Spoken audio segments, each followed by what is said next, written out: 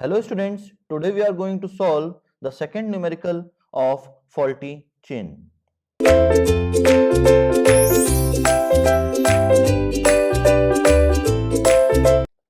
Question is written as the length of a survey line was measured with a 20-meter chain and was found to be equals to 1200 meter. It means that the distance between 2 points is measured with a 20-meter chain and the wrong length or measured length between these 2 points is calculated as 1200 meter. Now the length was again measured with a 25-meter chain. Now the same length is again measured between these 2 points with a 25-meter chain and was found to be 1212 meter. It means that it is the measured length between these 2 points with 25-meter chain, that is 1212 meter. On comparing the 20-meter chain with test gauge, it was found to be 1 decimeter too long. It means that the 20-meter chain which we had used is 1 decimeter too long.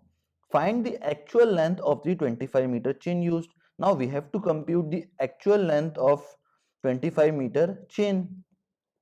So we know that the formula for the actual distance between these 2 points is equals to capital L is equals to small l dash upon L into capital L dash.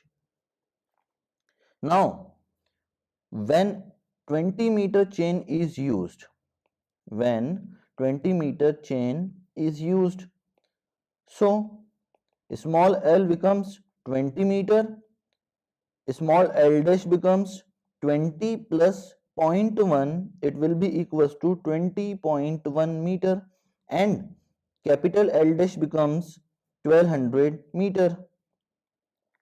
Now we can easily compute the actual distance between 2 points by the formula L equals to L dash upon L into capital L dash.